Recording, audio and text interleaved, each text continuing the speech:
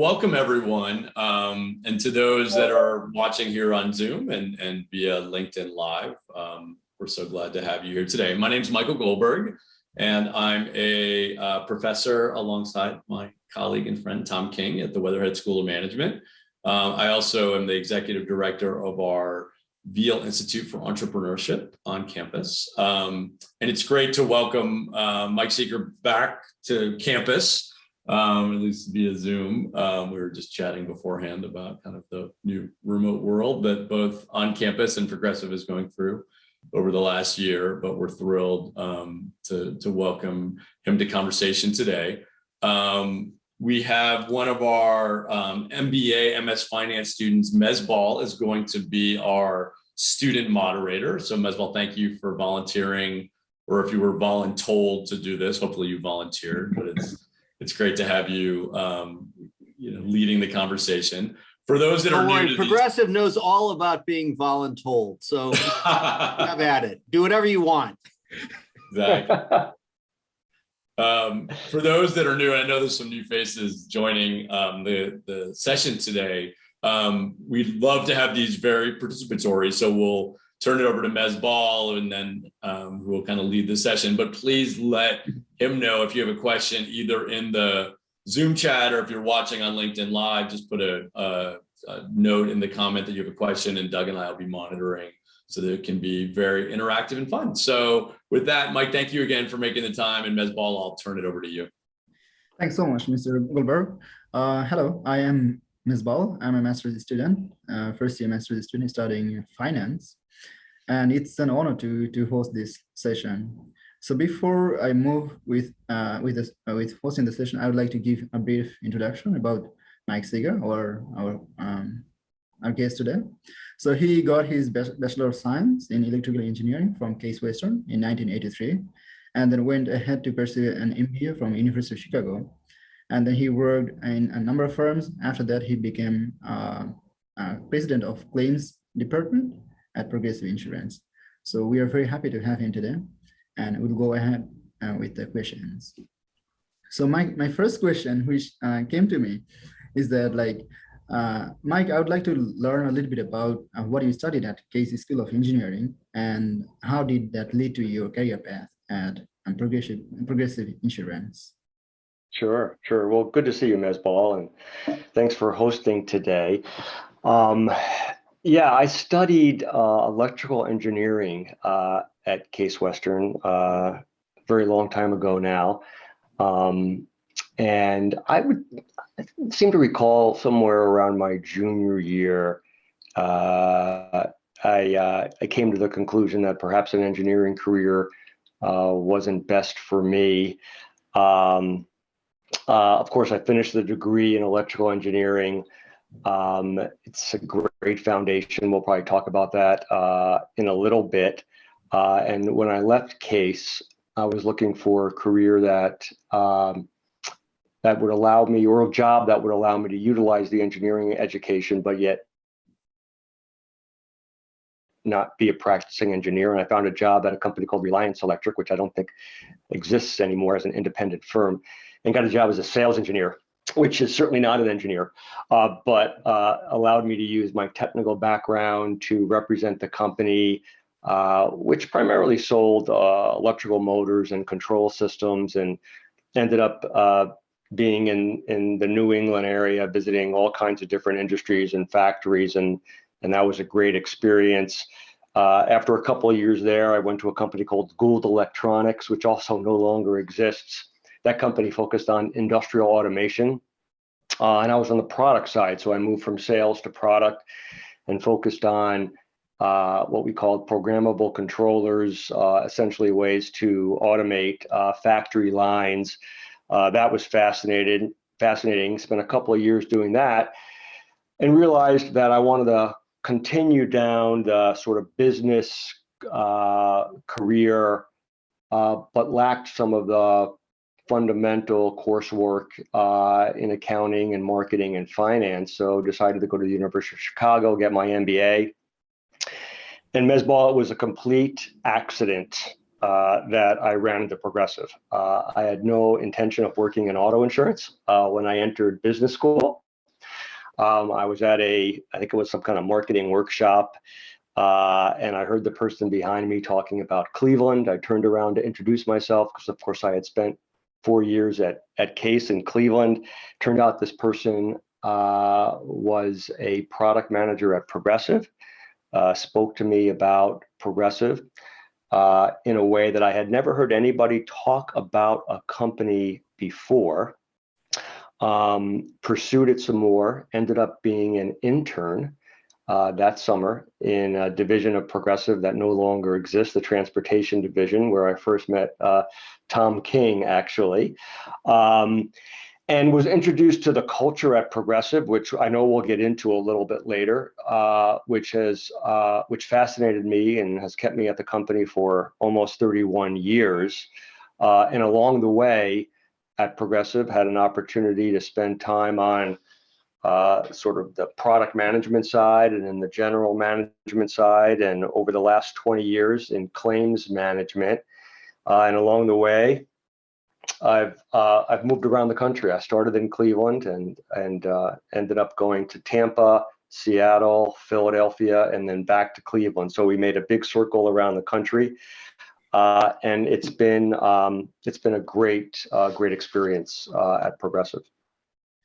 It's wonderful to see your journey. Like, you have started from Cleveland and then came back to Cleveland, like the circle has completed. So it's very interesting that you did your undergrad degree in electrical engineering and applied physics, but then most of your life you have worked in as a non-practicing engineer. So could you please talk a little bit about like how did your education, both from here at Case Western as well as from Chicago, prepared you for your career? Sure. And some of my friends from way back then during school would probably attest to, they're pretty happy I didn't become a practicing engineer. That probably wasn't my primary skill area. But, you know, the education as an engineer gives you a methodology, a way of looking at problems. Diagnosing root cause and figuring out, you know, what are the next best actions to take.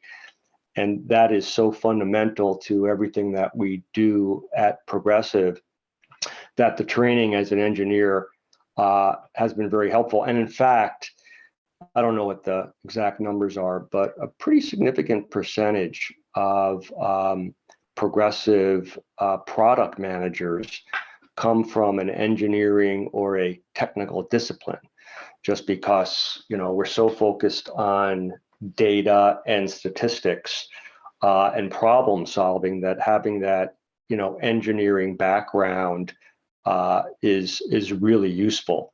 So even though I've never spent one day as a practicing engineer, those 4 years of engineering education, I think, are really the foundation of my success over the next, you know, 35 years.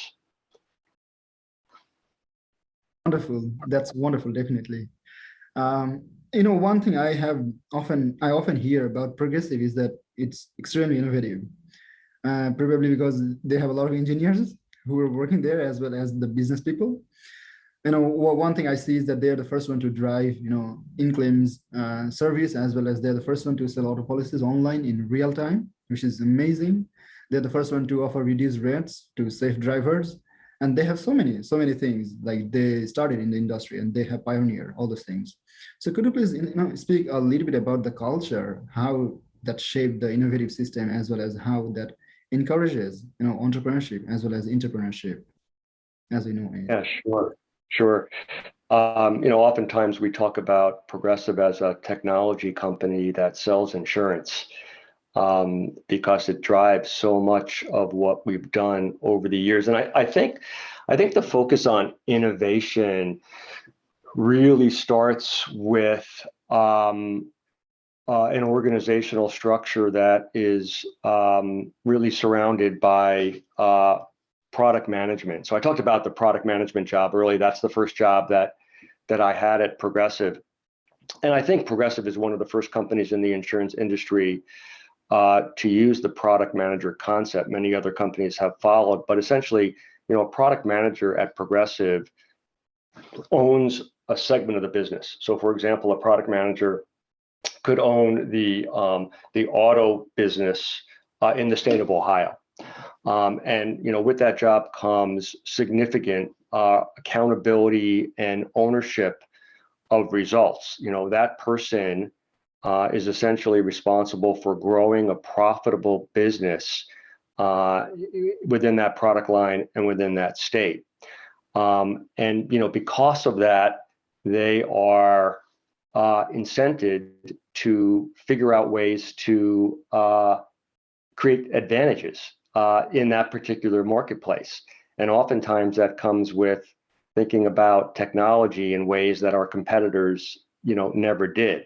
So, it really does, the innovation at Progressive over the years is rooted in the organizational structure and the culture, that we built, figuring out a better way to serve our customers, whether that be in the creation of the product, the design of the product, the delivery of claim services, ends up delivering more significant growth with better profit than our competitors. That's definitely great to hear about the culture, about the structure. We see that culture is, I think, one of the most fundamental drivers of a company, and that's what shapes the company. So I would like to learn a little bit about, how, you have been working there for more than 30 years. So you have joined in 1990s, and now it's 2020, like even before I was born. So Thank you for that. So I'd love to learn a little bit about the culture as well as the organizational structure at Progressive and how that did shape your, this long-term commitment into the company. Yeah, sure. Because it's so important at Progressive. I talk to every new hire class for claims at Progressive, and of course, certainly over the last 5 years, maybe even longer, I get the same comment that you said, which is I've worked at the company, before people were even born, which is just says how long I've been there and how old I'm getting. But culture is sometimes really, really hard to define. And I talked earlier about how, those first 3 months I spent at Progressive as a summer intern was my first sort of introduction to how different Progressive is. And it's absolutely the reason that I've been at Progressive for 31 years, right? It's not this particular fascination with auto insurance. It's about the people that I've worked with, the relationships that I've formed, and just the culture that exists at Progressive. I guess I would start by saying it rests on a foundation of core values that have been at Progressive for a very long time, and first introduced by Peter Lewis, who was the second CEO at Progressive. And these are core values that, frankly, you would see at a lot of companies, things like integrity and excellence and the golden rule. But they're more than just words on a poster at Progressive. They are the way we think about the business, the way we treat other people in the company. And there are many experiences over the years where I remember having discussions about decisions we had to make and how that aligned with our core values. And I just don't think that happens at the intensity that it happens at Progressive. But we feel that the culture at Progressive, maintaining that culture, nurturing that culture, is really one of our most important competitive advantages. When you think about, certainly in claims, we talk about any claims organization in its components of people, process, and systems. And if you compared organizations across the industry, the process for settling a claim isn't all that different. Yes, there are some advantages that we can build, and we might talk about some of those. The systems that we use to process a claim are also similar. There are only a certain number of vendors, for example, who sell claims processing systems. At the end of the day, what makes the difference are the leaders that you have in the organization and the individual contributors. And our focus on our continual focus on hiring the best people, training them, and bringing them up in this culture rooted in core values, I think is what has made the difference in Progressive success over the many years that I've been involved. That's wonderful. I would like to see if we have any questions. If our audience has got any questions, please do feel free to unmute yourself and then ask the question.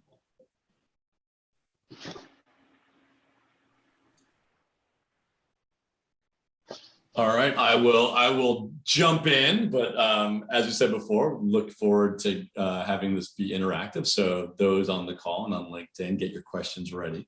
Mike, I put a link in the chat to those that are on Zoom to Level 20, the incubation effort that Progressive launched that involves, I guess, post-pandemic involves gathering talented teammates together in a location that's off-site from the Progressive main headquarters. Yeah. And I also put, I know your CEO recently spoke at the North Coast Ventures meeting, also via Zoom, about innovation and also kind of engaging with startups. I'm sort of curious from where you sit, and you've been at the company and sort of had a lot of different roles, what your perspective is around both engaging externally with startups and the company, and then sort of what's the thinking behind Level 20 to have an incubation effort, how sort of within the company, but sitting sort of off the main campus in downtown Cleveland? Yeah, sure. I mean, this is all new to us, right? This is not something that Progressive has historically done. In fact, I can think of just very few acquisitions we've made over the years. Our growth has primarily been organic, and we've been very successful focusing on that strategy. You know, the Level 20 concept really comes out of some thinking that was initiated by Trisha, our CEO, to think about our future in terms of horizons, right?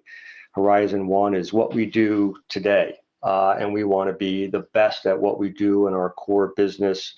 Horizon 2 would be those activities that are pretty close to Horizon 1. You know, they expand our markets, but they still are close enough that it could be part of our core business. And then Horizon 3 would be more distant future initiatives that could be and probably are very different from our core insurance business. And the idea there is to simply make sure that we're thinking about diversification of revenue and profit far into the future, because there are some things happening in the environment that will likely change certainly the auto insurance landscape in 1 or 2 or 3 decades. You all certainly heard of, you know, self-driving vehicles and the autonomous vehicle, and it's, you know, it's a little uncertain, you know, when that will have an impact, but it's going to have an impact at some point on, you know, the frequency and the severity of auto claims, which will affect the market size. So it makes sense for us to think far down the road about what other businesses we might be able to start up, acquire, partner with. And really the key is, how do we use the skills that we've developed over the years? How do we leverage what Progressive is really good at in completely different areas than we're in today? And that's going to develop over time. Certainly we have a lot of core competencies in the collection and segmentation of data. We have core competencies in delivering policy and claim services to significant populations from an operational perspective. So Level 20 is all about thinking about new business opportunities. And, Trisha and her team thought it would be best if that group was separate from the day-to-day operations, because it's very difficult when you're managing a business as complex and as large as Progressive's is to find that time to think of things that are very different. And this concept was, let's find some really talented people within the business, give them a separate place to work. Of course, that was pre-COVID. And give them an environment where they're not encumbered by the day-to-day operations. And it's early, it's a couple of years, but they've done some interesting things. And we fully expect that over the next decade, you'll see Progressive in some new and different business areas. Thank you so much for sharing all the work that you are doing, that you are not only working on your core competencies, but also diversifying your portfolios and other investments. That's wonderful. So at this point, we have one question from one of our audience today, Laura. Could you please unmute yourself and ask the question? Hi, everyone. I'm Laura. I have a quick question. I found it really interesting that you mentioned that Progressive makes a lot of business decisions based on core values. And so I wonder, kind of taking that to the next level, what methods do you use to identify areas for targeted business growth, like customer base growth, revenue growth, et cetera? And how do you prioritize high-level strategic focuses?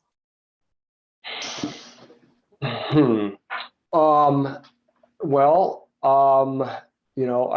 I guess, let me think about that.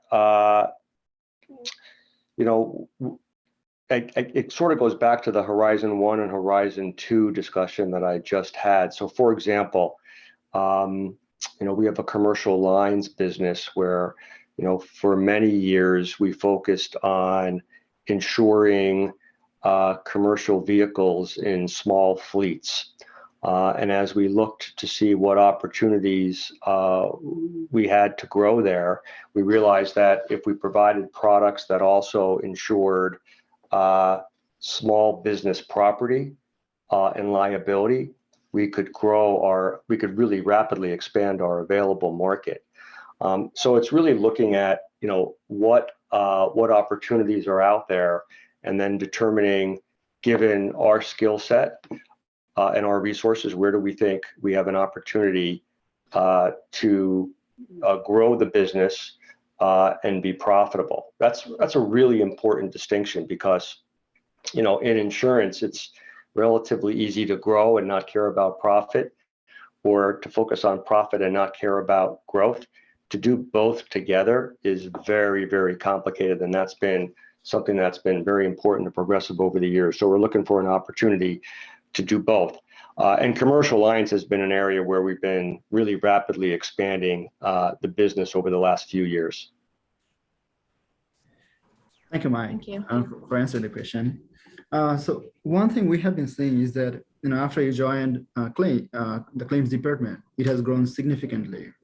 And I'm pretty sure that it is because of the leadership that you have provided. So as a student in business, I would love to learn about your leadership style. Is it like decentralized or centralized, or is it a mix of both? Yeah, well, sometimes it's best to ask the people that you lead about your leadership style. But in claims, we have quite a decentralized leadership structure. So, we have 21,000 people in the claims organization. So it's absolutely necessary for me to rely on my team to help to manage and lead the business.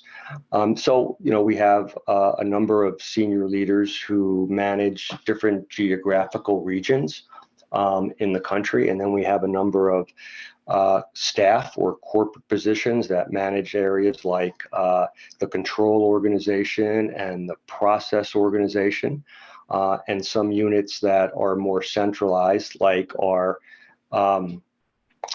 central loss reporting unit, where all new loss calls come in. So depending upon what the function is. Sometimes it makes more sense for us to centralize it. And sometimes it makes more sense to have a decentralized group of leaders in the field. And, you know, because Progressive has over 250 offices around the country, having decentralized leadership is the best way for us to manage the business. You know, in terms of my style, you know, I like to think that collaborative, very inclusive and transparent. You know, that has been the way I've managed and led my team over the years. And I think as you develop your own leadership style, often you look at other leaders and the people that you've reported to over the years, and you look for role models about what works best and how it fits with your personality. But I've always found that creating a really strong team, you know, where we discuss the issues and the concerns has been successful over my career. That's definitely wonderful to hear that you have all these systems of decentralized leadership where you also listen to the people who are working with you and to make the decision. That's, I think, that fosters that collaboration and successful leadership. At this point, we have a couple of questions from our audience. First, I'd like to request Doc to unmute himself and then ask the question. Hi there. Hi, Mike. Hey. I've run a nerd meetup in Cleveland since 2010 called Cleveland Big Data, and I just wanted to thank Progressive for being a longtime supporter of that meetup. So you might not have realized that, but that's Progressive's been a huge supporter since. I didn't know that. Yeah, since at least 2011, and they've also hosted the meetup at least once a year at Studio 96, which is a fabulous, it's a fabulous meeting place. And then they've also sponsored the mega meetup with some hard currency. So yeah, the three things you need for a meetup is great content, a great location, and then pizza. And Progressive has consistently come through with a number of them. So thank you.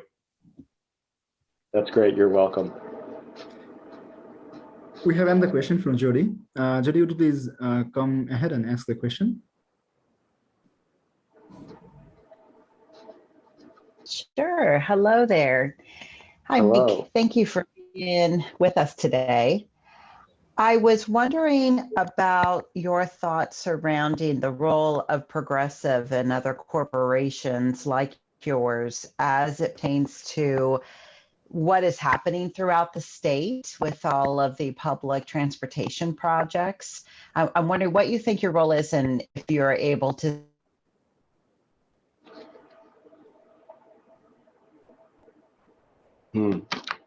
I just lost the last part of that. It's all, she put it in the chat as well. We may have lost Jody for a second, but I think she was saying, what do you think the role of Progressive is in regards to public-private partnerships in order to identify proactive approaches to creating and maintaining safe roads, especially with new projects that are happening throughout the state of Ohio with transportation?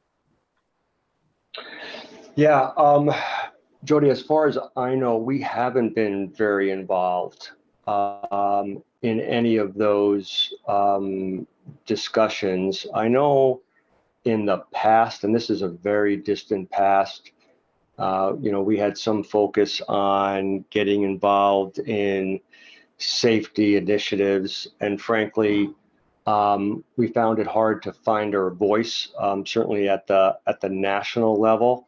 I don't know that we ever had anything significant at the state level.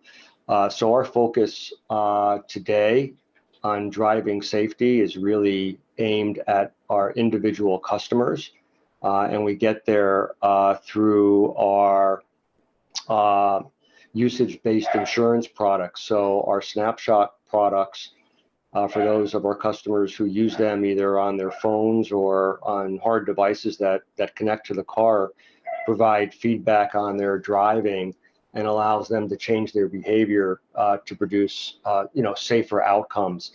But we really haven't been involved at the state or the national level on public transportation issues.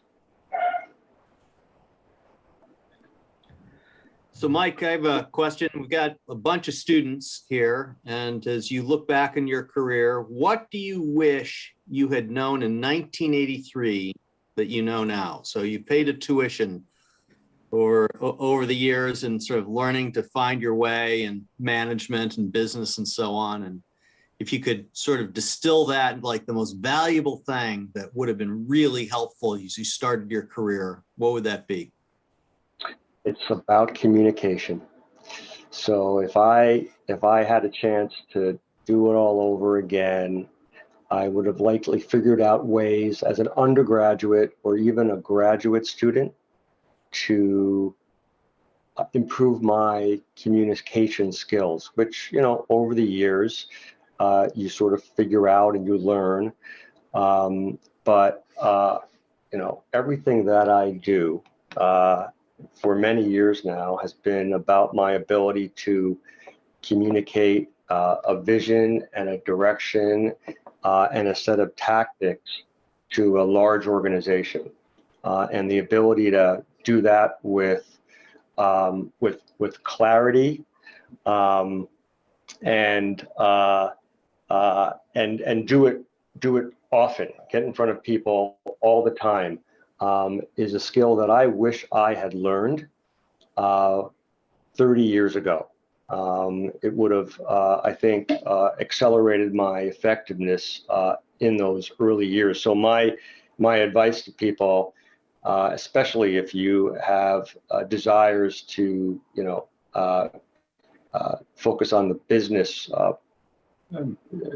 opportunities, is to join organizations that give you a chance to stand up and talk to groups of people. And I think it's public speaking is always listed as one of people's biggest fears.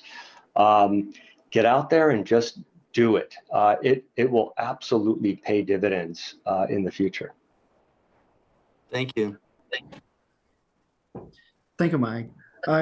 We have been looking into one thing that has affected all of us, which is the pandemic, the COVID pandemic. And we have seen that some of the industries like hospitality, tourism, all these industries are shattered by it. So I'm wondering, how did a pandemic affect the insurance industry, as well as what are the things that the Progressive Insurance has done to adapt to that? Yeah, it was dramatic. It's about a year this week since COVID first impacted the country and Progressive, and when it became apparent that COVID was going to have a significant impact to both our people and our processes, we began to redesign, for example, the claims process to deliver our services virtually. Before COVID, many of our interactions and claims, whether it was between employees or between employees and customers, was face to face. So we had about a week to completely redesign the claims process. And just about 1 year ago today, we sent 40,000 people home at Progressive, half of which, about 20,000, were in the claims organization. And thanks to our IT organization, which was able to create the kind of foundation for us to communicate this way, it went pretty smoothly. But I'll just give you one example of a dramatic change that we had to make very quickly. Before COVID, many of the vehicle repair estimates that we wrote would be done on the side of the car. We would send a claims rep to the body shop or maybe to a customer's house to look at the damage face to face and write an estimate. That's a big part of what we do. That was all taken away the day that we sent everybody home. There was no more customer interaction, either at body shops or at customers' places of employment or their homes. So all of a sudden we were ingesting hundreds of thousands of photographs of damaged vehicles taken by sometimes the insured themselves or maybe a body shop. And we needed to have our adjusters write the repair estimates from those photographs. So that was a dramatic change, and one that required significant process redesign and even some training to make sure that our adjusters were comfortable writing damage from a set of photos instead of seeing the damage face to face. So COVID had a significant effect on all operating areas of Progressive, and even, just the way we would make decisions at Progressive changed from a very face-to-face, let's get in a room and talk about the issue, to now we were doing lots of Zoom meetings, or in Progressive Microsoft Teams meetings to connect. But one of the things that I've certainly noticed is that of course we don't have any of those sort of impromptu discussions. A lot of you're walking down the hall and you see somebody and they go, "Hey, I just wanted to catch you up on this or that," and so many times that led to a discussion about opportunities or changes that we would make. That's just a lot harder to do today. And there's so much conversation in Progressive and in the industry and business about, what does this look like post-COVID? Can organizations be as effective as they were in a full work from home situation? And I personally think that we're missing something. We've gotten better at the virtual communication, but it's still not quite the same as being in a room. And so I do look forward to the day when we've got a more balanced mix of in-office and virtual work. Definitely, I can personally relate to that. I attended classes in person, and then now I'm doing classes virtually. So I'm getting everything probably, but then there is something that is missing, that feeling that I think so. I can relate to that. So at this point, we have one question from Stevie and Scott. Could you please unmute yourself and ask the question?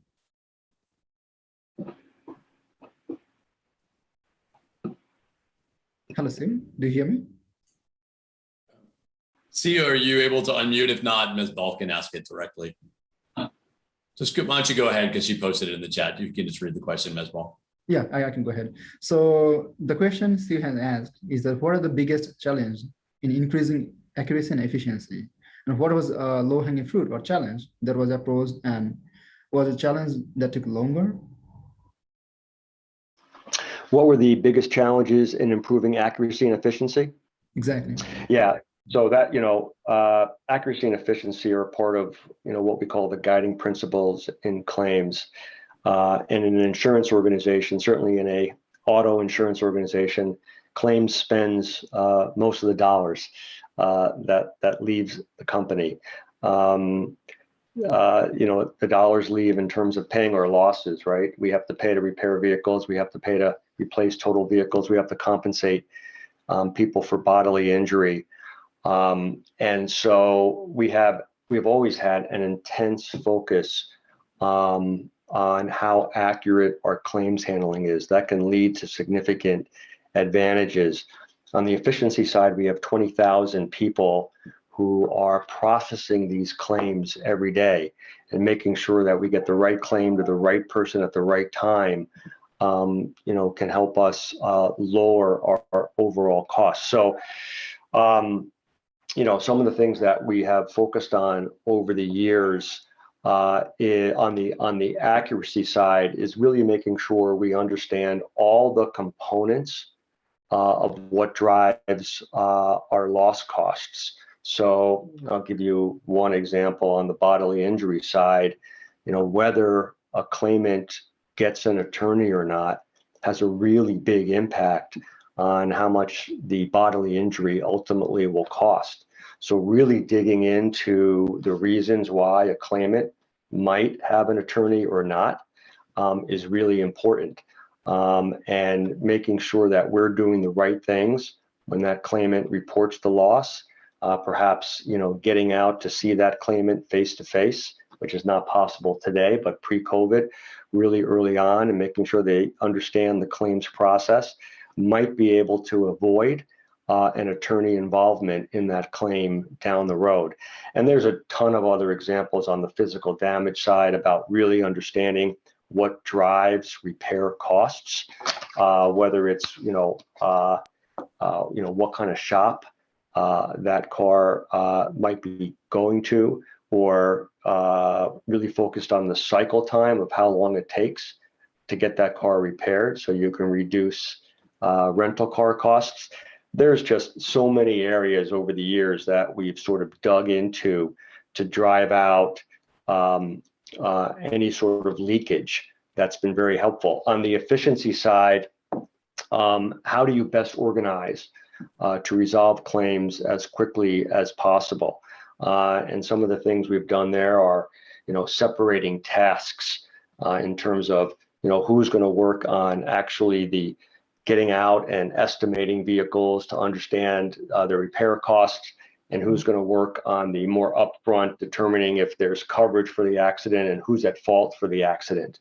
So, over the years, really determining who's best suited to do what task has been some of the reasons why we've been able to keep our, loss adjustment expenses as low as we have. That's wonderful to hear. Mike, I have so many questions, but we have a very, very limited time. So I'd like to go ahead with one question that I have in my mind is about you have been serving like 21 million or 20 million customers, and that's a huge number of customers. You have a lot of data, you get all these claims. And so my question is about how do you use all this data to ensure that the service that you are providing is the best they're getting? How are you using the AI, artificial intelligence as well as machine learning to work alongside that? Yeah, so that's a question that we could probably spend the next 30 minutes or so on. Data is so instrumental to Progressive success, from product design and pricing to ultimately service delivery. So, I'll focus for the next couple of minutes on the service delivery and the claims side of it. We have so much data on accidents and claims that we have settled over the years that we can now begin to use that data to help us drive better decisions in the future. And we've got a lot of work that is focused on data analytics, artificial intelligence, and machine vision to help us settle claims more quickly and more accurately. So I talked about, all of the photographs of damaged vehicles that we get today, and of course we have a large database of damaged vehicle photographs. So we've been working on teaching computers to write estimates, right? Can we take the photographs that are submitted using machine vision to identify where the damage is, how severe that damage is, and then to either completely write an estimate or at least begin to populate the estimate so we make it easier for our adjusters to complete the estimate. And I've made that sound a lot easier than it actually is. And I'm sure there's people on this call who know how complicated that is.